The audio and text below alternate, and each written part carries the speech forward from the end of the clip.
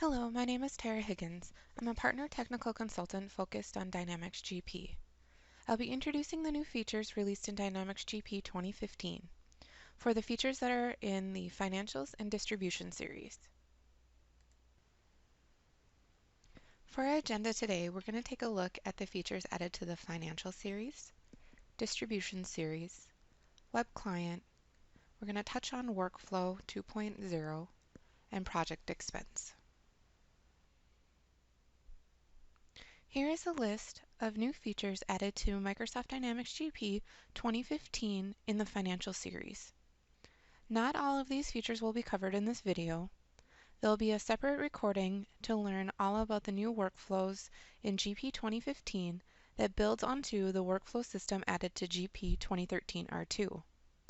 There is also a business intelligence that will be covered refreshable Excel reports in SmartList Designer, and navigation to Management Reporter right within GP.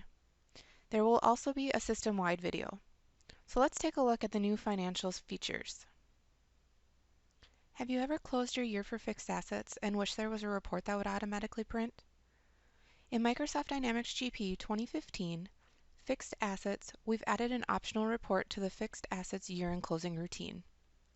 Now, in a single step, you can close your year and print a status report of all your assets that are being affected by the close. On the report, you'll see the year-to-date depreciation, cost basis, accumulated depreciation, net book, and more.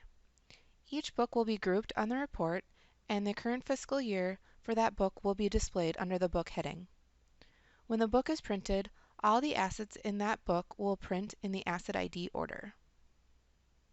In Microsoft Dynamics GP 2015, one of the improvements to intercompany functionality is the ability to view the intercompany distributions of a journal entry from another company.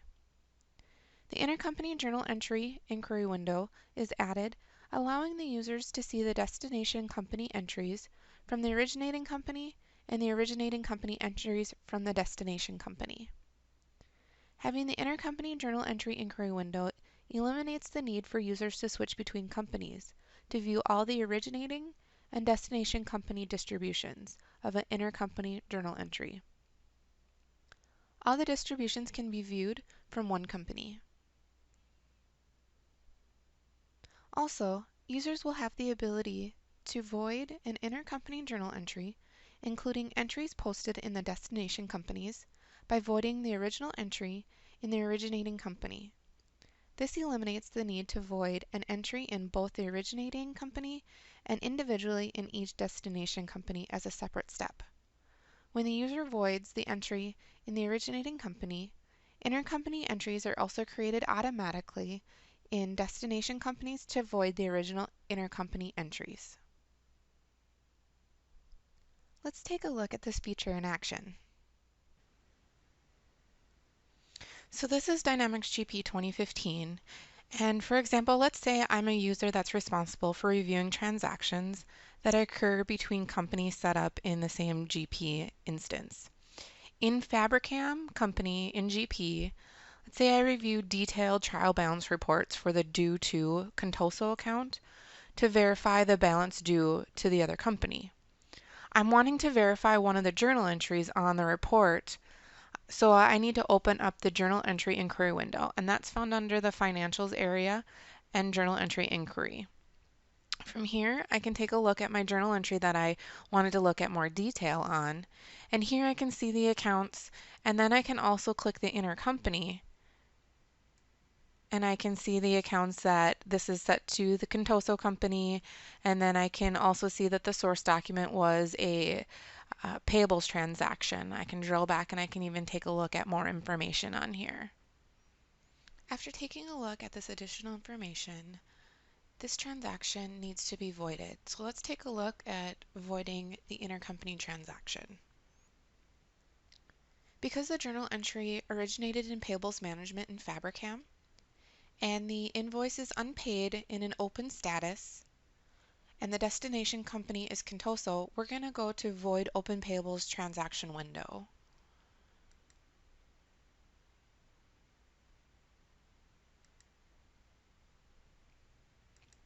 So let's select the vendor, the test vendor. And from here we can click void. And this says the transaction was originally marked as an intercompany transaction. The void transaction will also be created in the other companies as well. So I'm going to click void and print it to screen.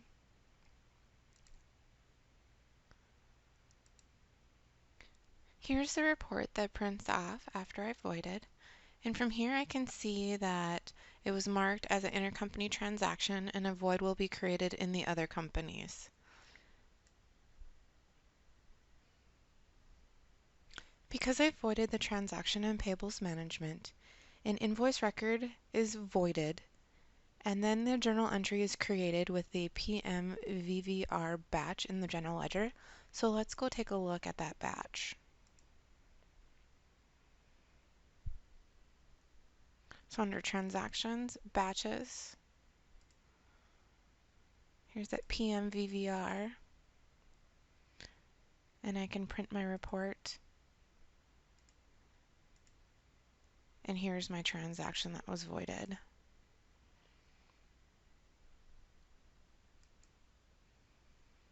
So I'm going to post this and it will flow over to the other Contoso company.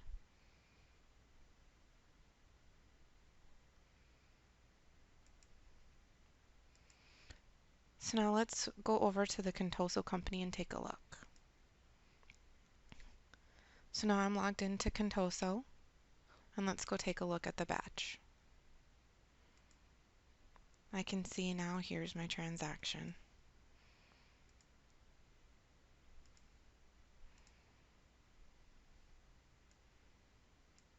And from here I can post. In Microsoft Dynamics GP 2015, you now have the greater flexibility to configure payment terms for the transaction due date. A new selection was added to calculate the transaction due date from the transaction date or from the discount date. Additional calculation options like annual or month date and being able to add days or months to the calculation gives you greater flexibility when setting up your payment terms. The ability to calculate an example when you are creating the payment terms gives you greater flexibility and quicker verification of the option you want. Let's take a look at this feature in action. In payment terms in GP 2015, let's take a look at an example. We want to create a payment term for an invoice due 5 days after the end of the month that is 60 days out with no discount. So in Microsoft Dynamics GP, Tools, Setup, Company, and Payment Terms. So we'll create one saying 60 end of month plus 5. So I'm going to do my transaction date 60 days out, due at the end of the month, and then I want additional 5 days. And there's no discount, so I'll set that to none, and we'll hit save. So let's take a look at that in a transaction.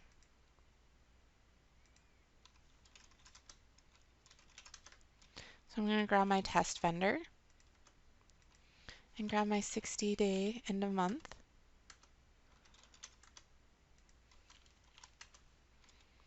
And I can take a look at the transaction. So from here, the due date, so 60 days out would be October 31st plus 5 days, so that would be the 5th. And then also if there was a discount, it would be on the 14th, but there is no discount. However, with the new system, there is also the capability of taking a look at that calculate feature inside of the payment terms window, so you wouldn't have to enter in a transaction to see how it would work. So let's grab it from here and we'll take a look at that as well. So I can click the calculate button, and from here I can also see for my transaction date, if it was today's date on here, it also shows us the same results that we were in the transaction entry window. This slide shows the new features added to GP 2015 that are in the distribution series. A new warning message has been added to the payable transaction entry form to prompt the end user if they attempt to post or save an invoice for a vendor that already has an available purchase order in the application. This new functionality will be disabled by default on upgrades, but can be enabled by selecting the Warn If Vendor Has Existing Purchase Order checkbox on the Payables Management Setup window. For new installs, the functionality will be enabled by default. Let's take a look at this feature in action. Let's look at the Payables Setup window. In Payables Management Setup, there is a new option that was created, Warn If Vendor Has Existing Purchase Order. We can also print the report and see that it has been added to the report. Because I have it enabled, it shows an X in front of it. This setting is based on per company, and only users that have access to this window would be able to see these options. So now let's open up the transaction entry window for payables. In here, we'll enter in a transaction and we'll save it to a batch. The vendor I'm going to select is a travel company. Enter in a document number, and I'm going to enter an amount. When I click Save, the message will be prompted, the vendor has an existing purchase order. If I choose Continue, it will post or save depending on what option I selected. In this case, I selected to save, but if I was posting, it would do that option. If I choose to go to, it will close this window, delete the transaction, and go to the purchase navigation list. If I choose to cancel, it will return me to the window. So I'm going to click Continue, and now it's saved it to the batch.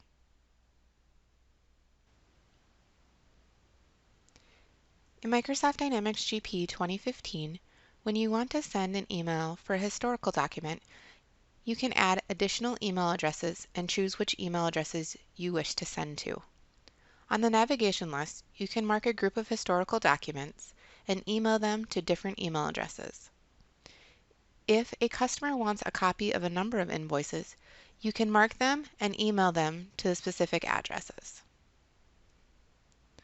Edit email detail is available for receivable statements, sales order transactions, purchase orders, and payables remittances.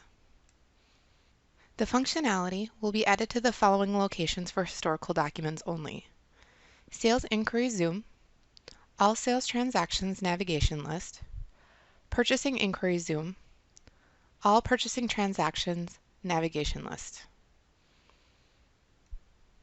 This feature is also available if an email address has not been previously entered in the to, CC, or BCC. The button is not displayed if the document that is zoomed on is not historical. The button is also not displayed if the email is not enabled for the company.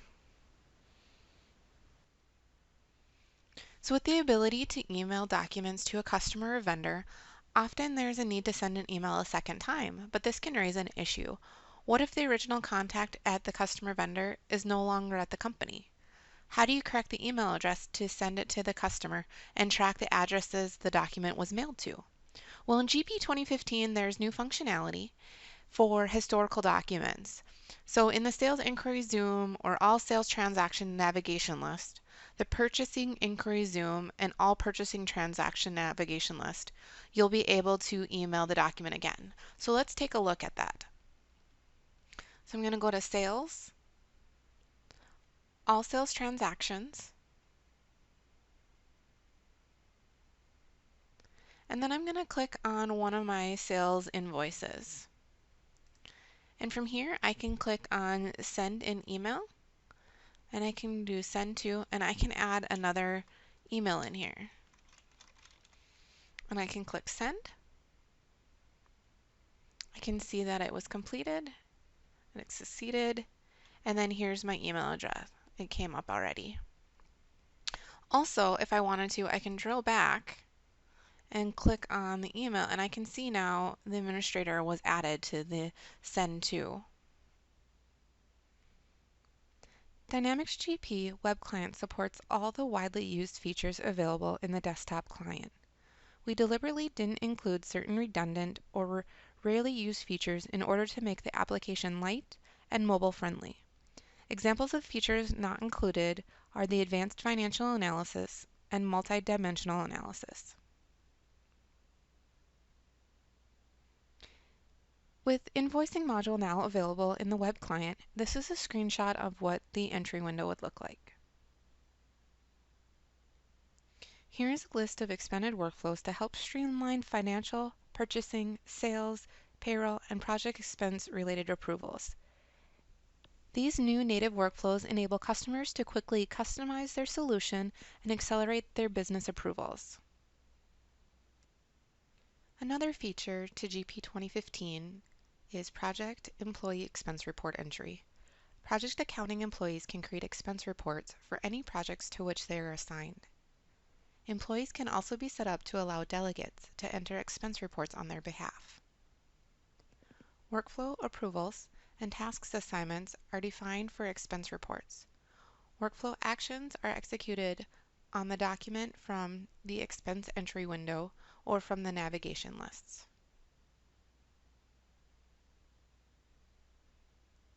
Thank you for watching the video. Till next time.